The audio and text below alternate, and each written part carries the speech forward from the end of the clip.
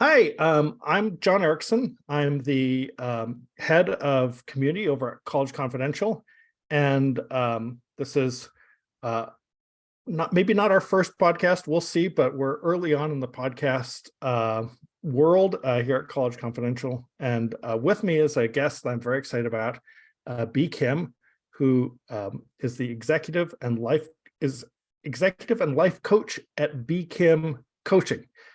Bea, please introduce yourself. Hello. Hi, everyone. Hi, John. It's nice to be here. Thank you for having me.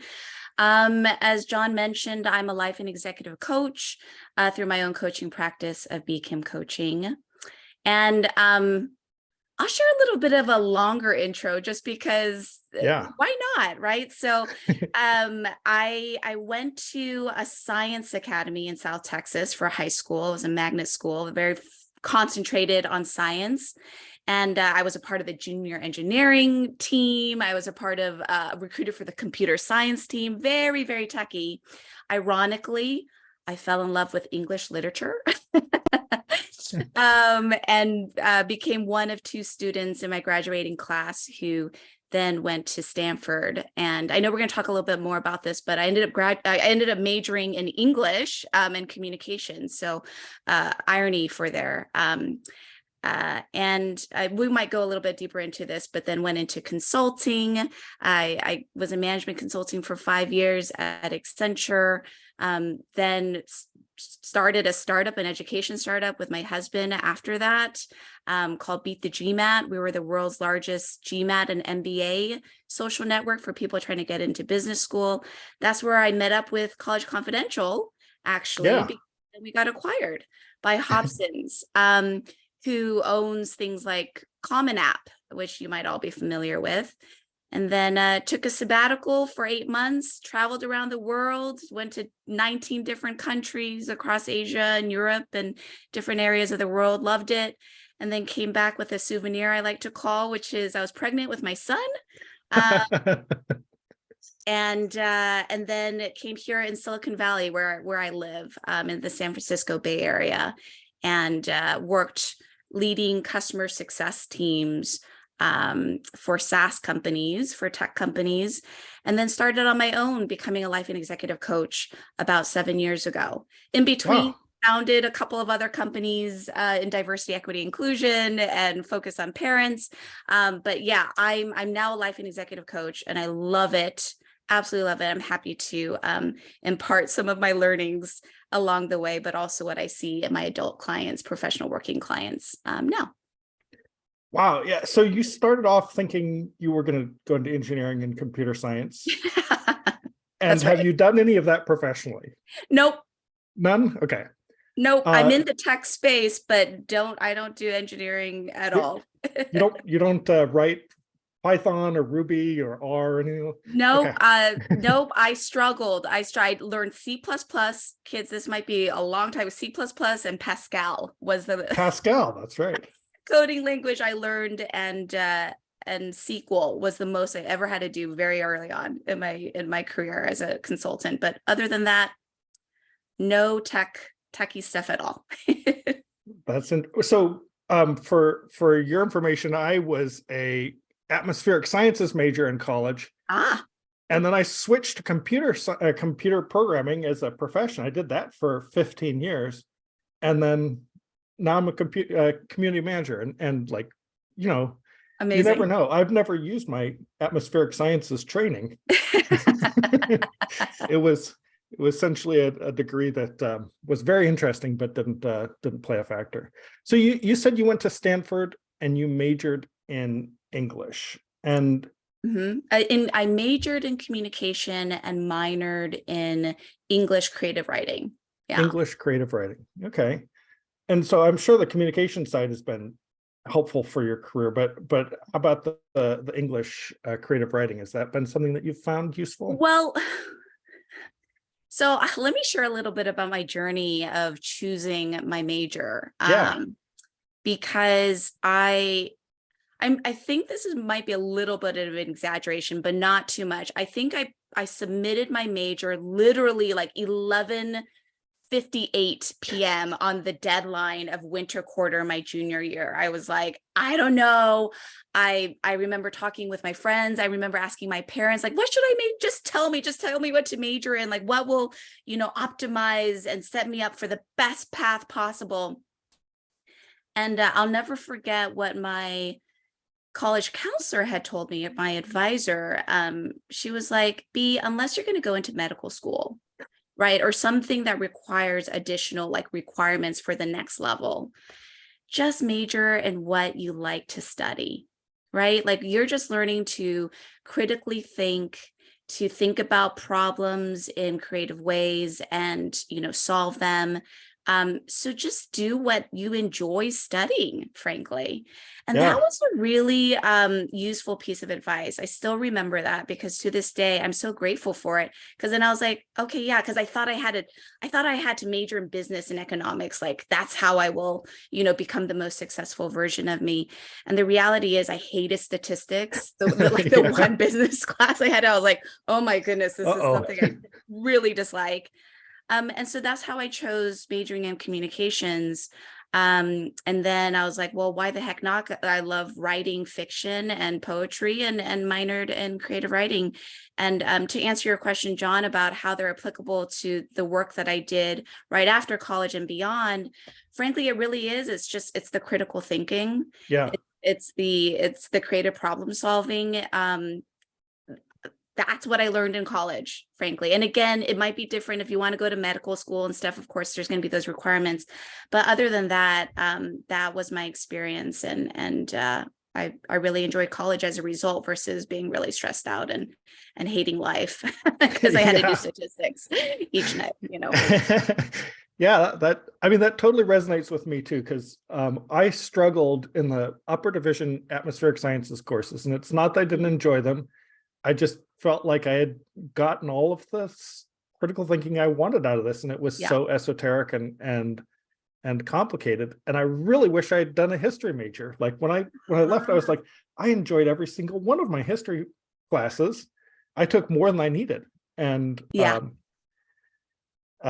think that critical thinking, it can come from any. I mean, you got it from creative writing and communications, and I would have gotten it from history, I'm sure, as well as what I did do. Well, I got to say, that really resonates with me. History was a top runner-up in terms of majoring. Yeah, it's specifically if there was an ancient Greek history, right? Like I really loved those classes. Yeah.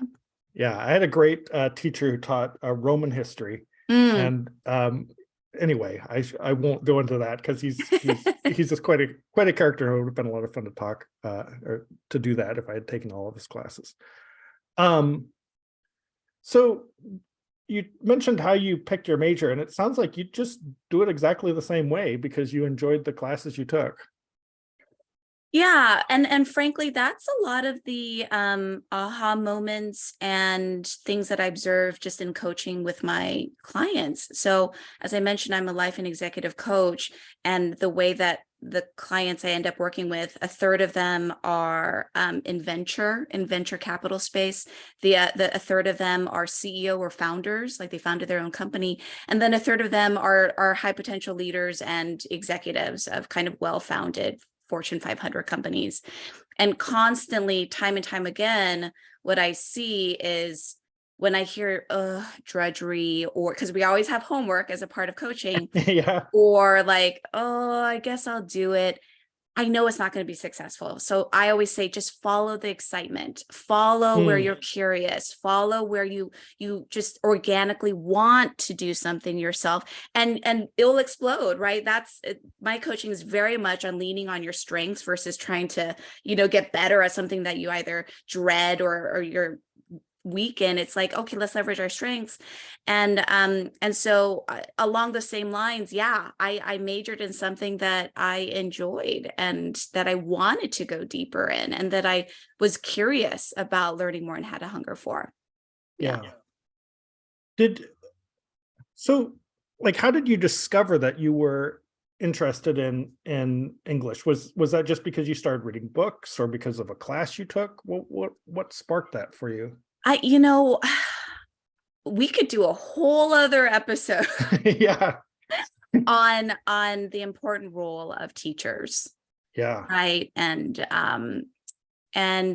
my AP English teacher, Mr. Cleo Martinez, who I'm so incredibly grateful for, even to this day, 28 years later or whatever, he just really was passionate about English literature. Like, he got us super excited. And again, I was in a science academy, Yeah. right? Yeah. And yet I just loved his classes. I love them. He made learning and reading deeply and understanding and, like, again, critically thinking about, wait, why did this happen? What else is being said here in this passage, right? What are the different layers that we can peel, and being curious, and even you can apply the scientific method of, like, well, Yeah. I hype up, right? Like, there's so many different approaches and perspectives you can have on one single page of a book. And so that really spurred my love of English literature, frankly. And I was like, I want to do more. And not only do I want to consume and digest and metabolize what I'm reading, I want to be a creator myself. I want to be able to write and create. And so that love continued on into college. Yeah. Awesome. So, kind of switching gears a little bit, if you put on your career coach hat and you're thinking about maybe a senior who has been accepted to several schools, or a junior who is trying to decide what schools to apply to, how would you approach making that decision? Obviously, you can't give individual advice to this hypothetical person, Yeah. but what sort of things would you consider? What sort of things would you put into the analysis? Yeah, so admittedly, I don't work with high school students, as I mentioned, in terms of who I'm coaching, but I would use a very similar approach. And the way that I do that, when I'm working with adults who are seeking a new job or a change or a pivot in their career, is I first want to know, what are your drivers, what I call your drivers. So you can think about them as values. Like, what do you value when you think about your college experience? And so it could be brand of college. Yeah, sure. Like, that's really important. I want it to be easily recognizable. Like, I'm weighing this well-known college brand against this smaller liberal arts, versus this community or state college. So that could be a value. It could be class size, right? It could be tuition, right? Like the actual financial piece. It could be what the different programs are known for. There could be probably a whole bunch of different drivers that are important for you. Being very clear on what is important for you, and knowing that that is specifically for you, not your parents' drivers, not your friends' drivers, not anyone else's, but what do you value? That first and foremost is where I would want to start. And it could be anywhere from, it could be a list up to 10, but really getting crystal clear on what's important for you. That's the very first step. The second step is, great, you now know what's important, but now, in hierarchical order, in priority, what are the actual things, right? Because you're going to butt up against school programming, like, gosh, they have a great liberal arts program, versus tuition, right? These things are going to butt up against each other. So knowing literally in hierarchical order as a forcing function, 1 through 10, what are the things that are most important for you? Then I ask, just as my clients, I talk about company drivers, your career drivers, as you think about your college drivers or values, then draw a line somewhere on that list, right? On a 1 through 10, is it between numbers 5 and 6? Is it, between 8 and 9? Is it after 10? Is it above 1? But what that line represents is anything above that line is, these are my hard requirements. Absolutely, I'm not willing to negotiate. They're my non-negotiables. Anything below that line is, it's still important because it's on my list, but I'm willing to negotiate. There's something I can live without if necessary. So now you've got your smaller list of, like, these are absolutely the things that will help me drive my decision. And not only the things that are absolutely critical, but my number one, right? And prioritized order of what you're trying to solve for as you think about your college experience. You mentioned forcing function. Could you explain that or go into that in a little bit more detail?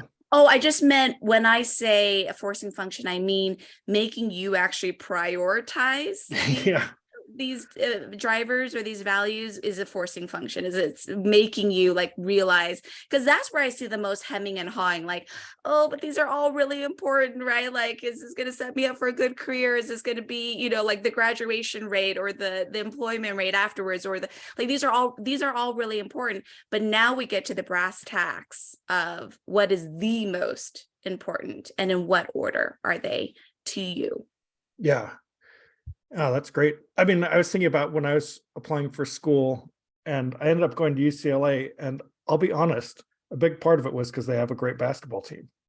And while I was there, they won a national championship. And is that a dumb reason to pick a school? I don't know. I really enjoyed it. And I still enjoy watching the team. And, it added a lot to my life. So, well, I think you just answered your question, John. yeah, exactly. But right? here's the funny thing. I would never have put that on my list. Like, if I had done what you had said and written out that list, I never would have put basketball team. I would have thought that's not valuable. And yet you just told me that was one of the reasons why you chose the school. Yeah. For sure. So I think as you are thinking about that, and it becomes more real, like it might start off as a theoretical, hypothetical exercise, but once you start having acceptance letters come in, yeah, right, then you can start really kind of rejiggering what that looks like. Because it's like, well, why is UCLA so high up? Yep, it meets, these three things, but it doesn't meet the other ones. It doesn't meet my number one. exactly. That becomes like a deeper understanding of like what is important for you at that point, right? And it could just be, it's because I think I would have an enjoyable time because they have a great basketball team. Well, enjoyable time could be a driver for you.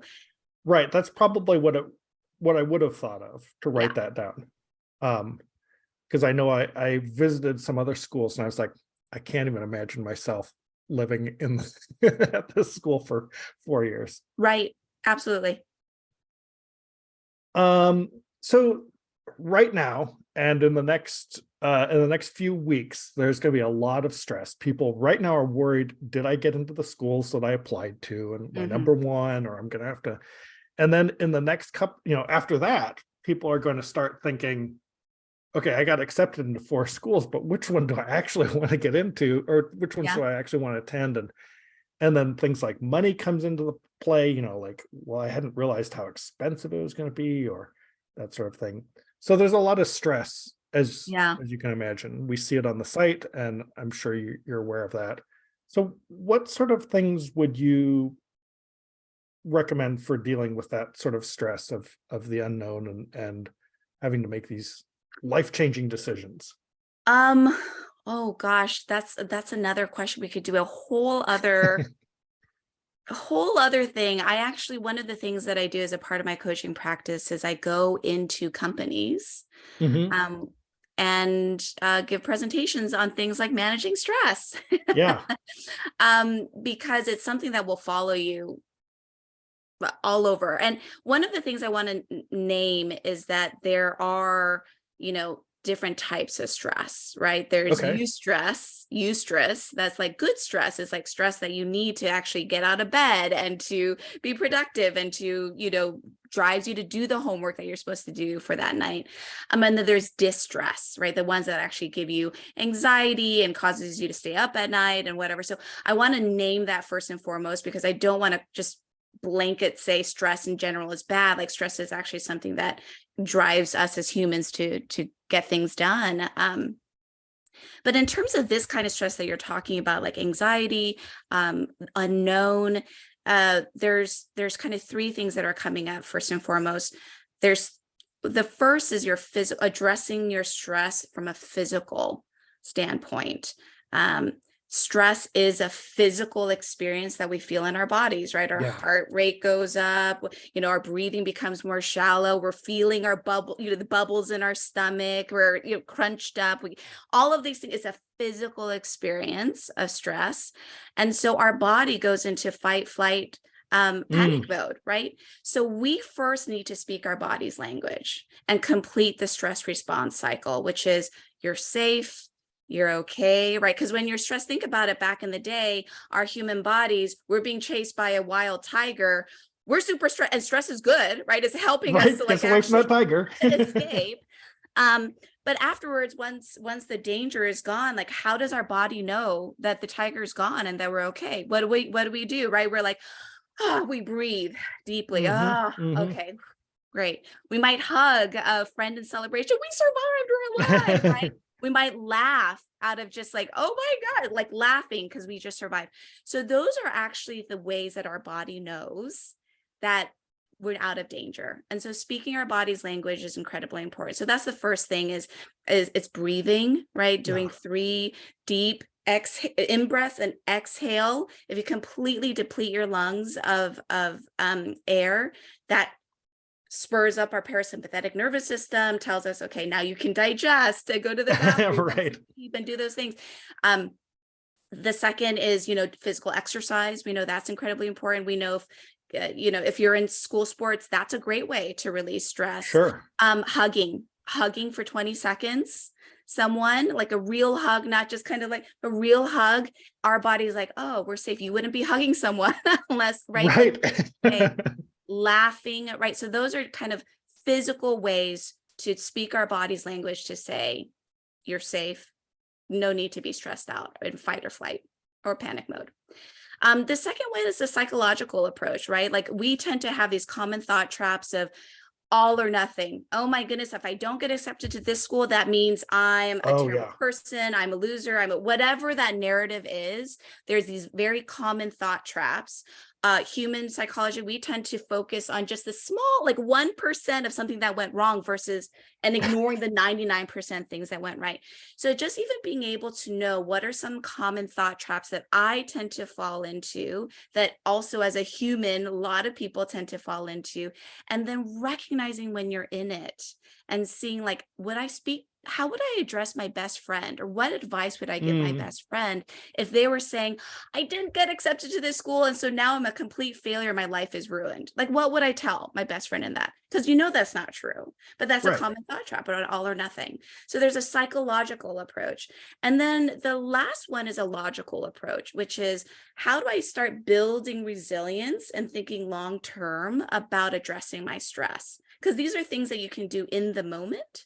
But when you think about a long term and build that muscle for stress resilience, it's being intentional about carving out time either at the end of your day or even just once a week to say, okay, what's really going on here? What's causing my stress?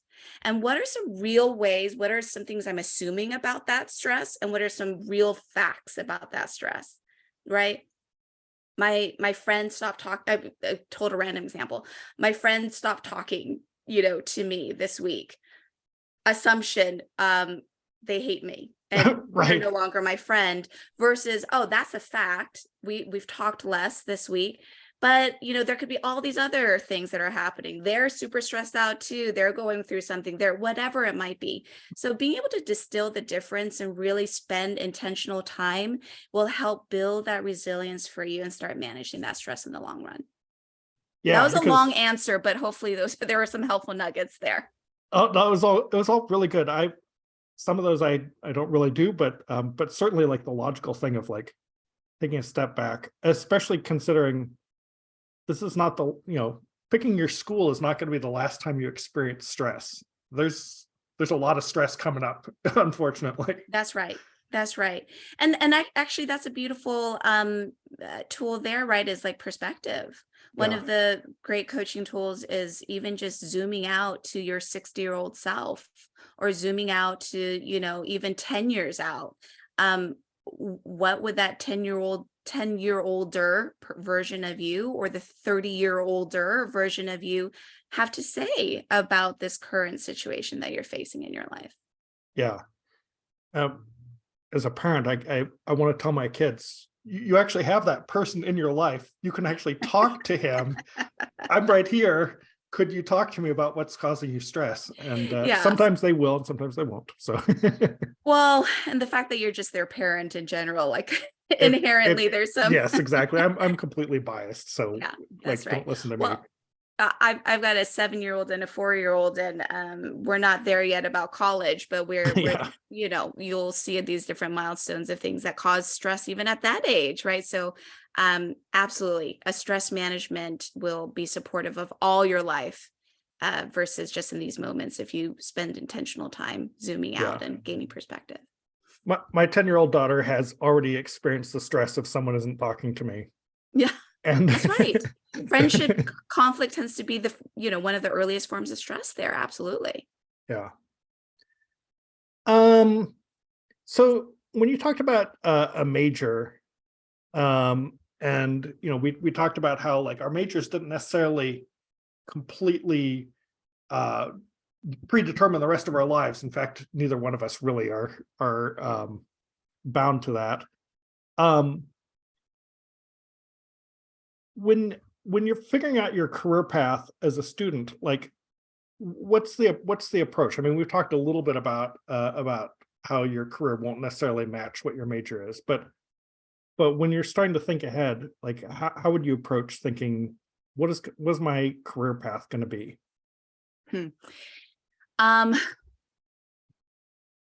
just say I have worked with clients who are in their 50s and 60s who have the same question. Yep. I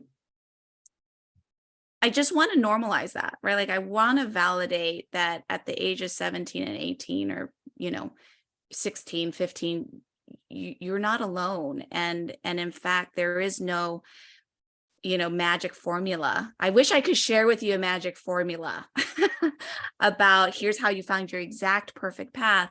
But really, again, the biggest swath of advice that I would say is follow what interests you and what's exciting.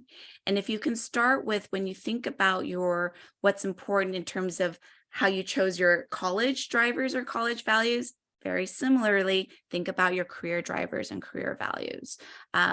Is high potential salary an important one? For most people, they'll be like, yeah, it's really important. But here's what I'm seeing actually a lot with younger professionals. It's like, it's important, it's on my list, but in fact, it's surprising when I had to prioritize, it's a lot lower on my list than I thought it would be. In fact, more it's about social impact. It's about feeling like I'm making a difference. It feels that, having front of the house or frontline, working with people in a social connective way. Those are things that are higher up that I didn't realize. Being able to creatively problem solve or creativity is higher up on my list, right? So being able to go through that similar exercise when you think about your career is also really, really helpful. And in fact, my family, I just want to name it, my family, we do this as an annual exercise of what drives us as a family. And we do it every year, January 1. And we print it out and we put it out on a, frame it next to our dining room table because it's just the North Star of, oh, right. What's important for you? What's important for us as a family unit? What's important for us as a group or a community? Those are things that are really incredibly important. So if you understand what are the things that are most important for you and in what hierarchical or prioritize order, that will then lend again to what are the different career options here. And, a blanket statement is you don't know what you don't know. So even if you say number one is I want to feel creative, like I want to feel like I'm leveraging my creativity, I would want to flesh that out with you. I would want to know, well, what exactly does creativity mean? Social media can be creativity, design can be creativity, even just being in consulting could be creative, depending on how you define it. So really getting fleshing it out and really being clear on what each of these drivers mean to you, and then matching that up to, okay, what could a potential job description look like? What are different titles? How I think Road Trip Nation, if they're still around, to be fair, my understanding of that space is a little bit outdated maybe. So I don't know if they're still around. John, you're going to have to stop me if I don't actually know myself. So for background, they owned College Confidential for a while and then kind of bounced around. So we're no longer part of Road Trip Nation, but I do know the show. I think the show is still going. I think. Well, what I'm saying is what's really great about Road Trip Nation or something similar that, the internet is a huge, vast space that you can find a lot of information, good or bad, is that you can then get insight into what does a typical day of a Mm, product manager look like, right? I think they did a really great job of being able to kind of give more exposure to, well, what does it even mean to be a designer, right? And especially in the different tech or fashion or different industry right. spaces, right? So having that visibility, I think, is really helpful, because then that can help start matching you or giving you inspiration of how you see yourself. Just like John, you mentioned, I can't imagine myself in this campus. Similarly, right? Where is that happy experience or joyful, fun driver of career for your career? Where does that fall as you think about the different careers you can see yourself in or not? Yeah. So speaking of careers, you became a life and executive coach, and I kind of want to dig in just a little bit to how did you find yourself in that position? Like, it doesn't seem like that was what you decided when you were 16 you want to do. So That's right. It when did wasn't a that happen? job when I was 16. That's true. That's another thing, like the landscape is constantly changing. So what you think you might want to be doing at the age of 18, frankly, that industry may be deprecated or like no longer around, or Exactly. there may be new things. Like I was playing around with Jasper AI and Chat GPT the other day. Yeah. Like AI is blowing up, right? That wasn't around not too long ago. Um, so the answer to your question is I I went through what I call a third life crisis Okay. where I was in consulting, and I would every 2 years, almost on the dot, I would go into this existential crisis of I'm I'm getting better at something that I do not like.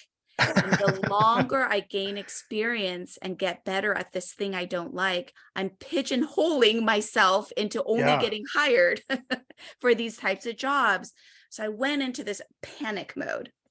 And that would happen every 2 years. And I'd be like, nah, I'm okay. And then, and every 2 years I would do something like to go into research mode. That was my safety net. I would go into research. Okay, what else is there? I even thought about becoming a massage therapist or an Oh. esthetician. I researched beauty schools. I went to go visit beauty schools, and people were like, okay, but that's interesting. Um, but it frankly wasn't until I got my own life coach that she was like, B, no more research, no more research, like bias to action, just do something, right? Like just try something out so that now you have real data to work with. So I was like, well, I think what you're doing is pretty cool. And so I enrolled into a coaching certification program called Coaches Training Institute. They're the oldest coaches certification program in the world. And I really enjoyed it and I loved it. And it really married the strengths that I already had, that people had always saying like, B, I love, talking with you. And I always like to want to go to you for advice, and you're a good listener. Um, and then making that into my career. But I will say, Stanford came out with a study a couple years ago now, where they say you don't find your passion, you develop it. Right. Okay. Yeah. Right. So it's not like something that's this elusive thing that you then just find and happen to stumble upon. It's something that you develop, right? It's something that you develop, or you realize in hindsight, oh, right, now it makes sense. I have always gotten validated that I'm a good listener. And now it makes sense that I'm able to leverage that and do that for what I do. There's a Steve Jobs 2005 Stanford commencement speech that you can find on YouTube. I was actually there. Oh. My husband was getting I had graduated the year before. My husband was graduating with his master's that year, so I attended that graduation ceremony. And he talks a lot about hindsight, right? Like how you can connect the dots only, after, but it doesn't make sense when you're doing it. But as you reflect back, it makes sense. Oh, it makes sense why he did, design in college, because now he got so focused on fonts and, Yeah. making things pretty at Apple. And so that is additive. Like when you're in it, you don't know, but when you reflect, and that's why reflection is so powerful for you to be intentionally doing every week or every year, is to be like, oh, right, these are how the dots connect in my life. But I couldn't do that when I was in that moment, because it's hard. It's hard when you're living in that moment. Absolutely. You were talking about how your career didn't exist when you were in high That's school. right. The same with mine. I'd never even heard of a community manager until like a few years before I became one. Yeah. Um, and my story was I was a good computer programmer, but I got bored at work Yeah. because I had finished, like I'd done all the fun, complex things, and I was just in the boring, repetitive stuff. And I was like, okay, I can program away that task. And eventually I found myself spending more and more time answering questions online and from other programmers, which Mhm. wasn't a part of my job at all. Like I was literally getting paid to do something that was not part of my job. And at some point I was like, what am I doing here? And someone, a community manager from one of the sites I was using approached me and said, hey, I think you'd be a good community manager. I was like, nope, not me. I'm never going to do that. And it took me like 3 or 4 months to decide, oh, actually, I think that would be a more interesting job. And Mm, it is. It's like yeah. uh, I, I get to do a little bit of programming on the side, and I enjoy that. I would never want to go back to a full-time programming job because I know I'm gonna get bored with it. It's just not enough for me. Yeah, and what I gleaned from what you said, if I were to kind of put my coach's hat on, is clearly a value or driver of yours is learning and growth, Exactly. right? And sometimes when we have a value, we think that's a universal value. We think that, oh, well, isn't that true for everyone? And the reality is no. No. Some people are really happy with like, yep, I'm set. I'm doing the same thing every day and I'm great. Like that's exactly what I want, is that security. For you, clearly it's like, okay, well, what's next, right? Yeah. What's next in that growth for me? So that's a driver. That's a Yeah. value of yours. Absolutely.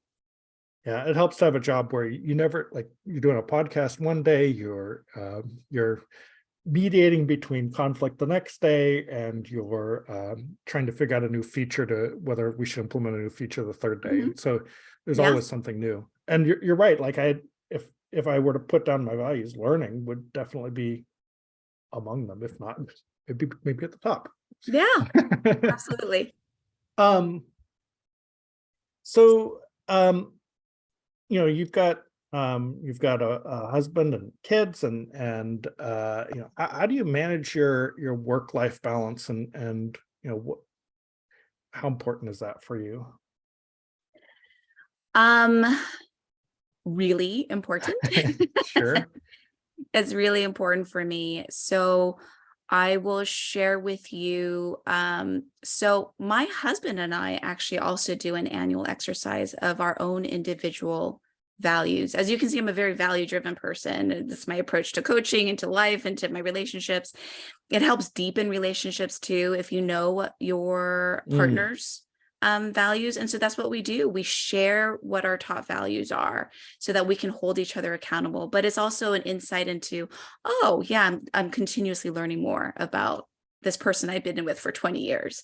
Um, yeah. uh, so our number one, we actually share a top value. Our top value is freedom.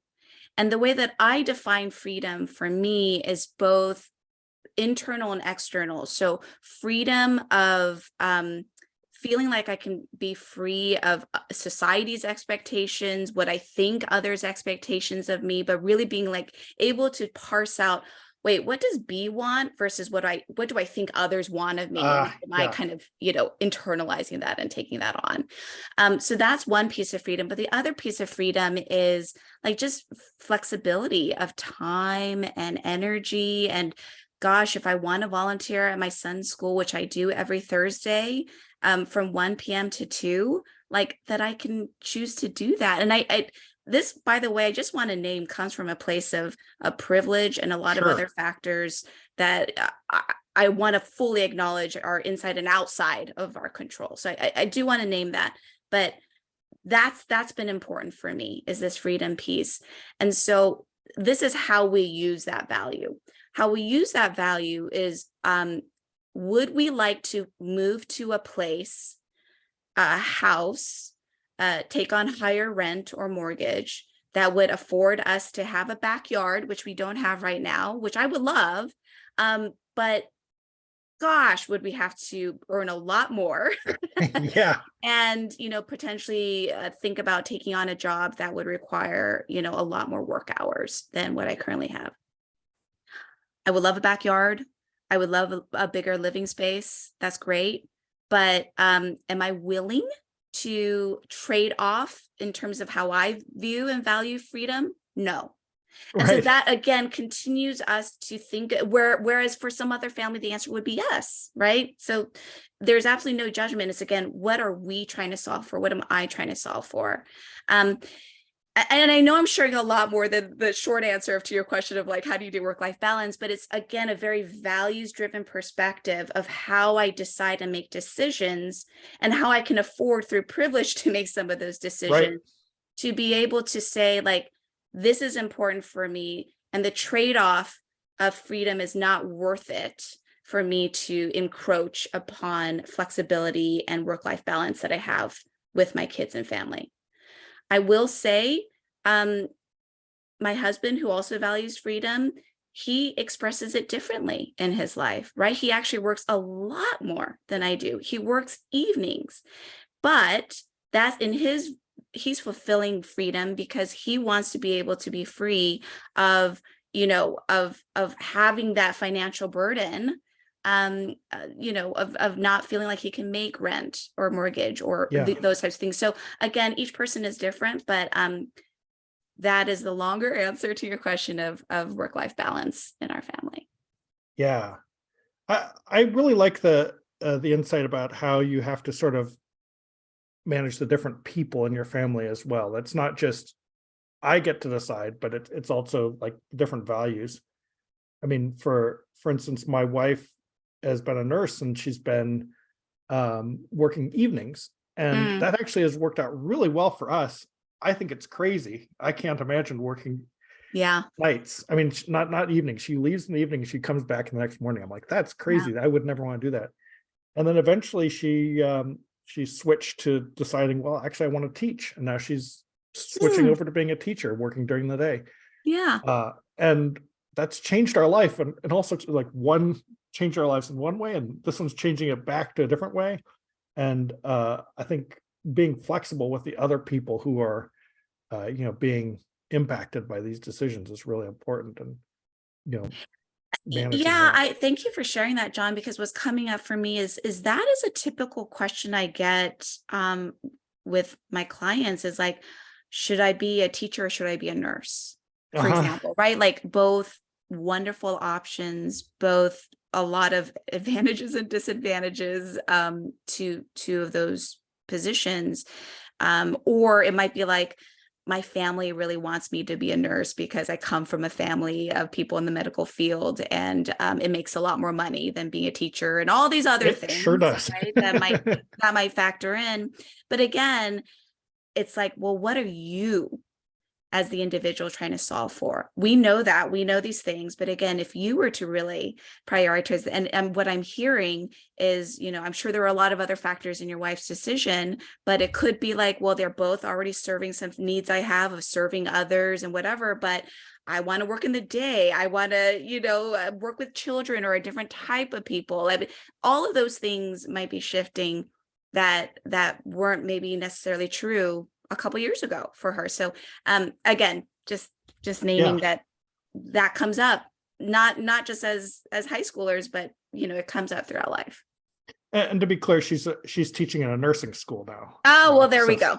yeah, Yeah. so it's a little So, bit of, you get both. And honestly, it was something you were talking about earlier, where she started teaching a class and she loved it, and she didn't realize how much time had gone on, like she'd spent the whole day and felt like it was only an hour and all that sort of thing. yeah. And so it's clear to me that's what she should do. And so Yeah. the rest of us are going to be like, how do we adjust to that? And in some ways it's going to be a lot better because we'll be able to see more of her in the evenings Yeah. when everyone's home from school. Yeah. That's great. Um, so I guess, I mean, I feel like I could talk to you all afternoon. But I want to give you a chance to, if there's other things you thought would be good to bring up, or anything that you've, you know, think might be useful for our students or their parents? Is there anything like that you'd want to bring up? Um, I'll just leave with this if I haven't hammered it home already, which is know what you value for yourself. Try to separate that from what you think your parents want you to value, or what you think society or other, norms want you to value. And then if you know what you value, what are the things that are within your control to be able to then start fulfilling them? I guess if that were the key message here, that's what I would take away. That's in your decision making for college. That could be in your decision making for career. Frankly, that could be in your decision making for anything in your life. Yeah. That's really good advice. And the aspect, we didn't talk about it that much, but what is in your control, I think it's something a lot of times I personally have a hard time with, when I don't have control over something and it feels like it's, I don't know, it's much harder than when I can say I'm going to decide to do this and be able to focus on the things I actually have control over rather than the things I don't. That's right. Absolutely. And I mean, again, we can go down a rabbit hole, so I try not to, but I will just quickly say, I see this a lot with relationships, right? We can't, unfortunately, we cannot control other people. That includes our kids, message to parents, right? So again, what can we control? We can control how we show up in these relationships. We can control our needs and communicating those needs. We can control our boundaries and how we set them and how they get honored. Those are the things that we can control within relationships. But again, we can't control other people. And we can't control what they want or need as well. Right. Well, great. So I really appreciate our conversation, Bea, and likewise, I'm so excited for your career and seeing how it's going to continue to grow. And I'm curious if you're going to have a second, third life crisis at some point and decide you need to do something else. But potentially, but we'll see. I'm constantly evolving, but I do love what I do. And it's been a full 7 years and I haven't had that yet. So it's a good sign. Past the 2-year mark multiple times over.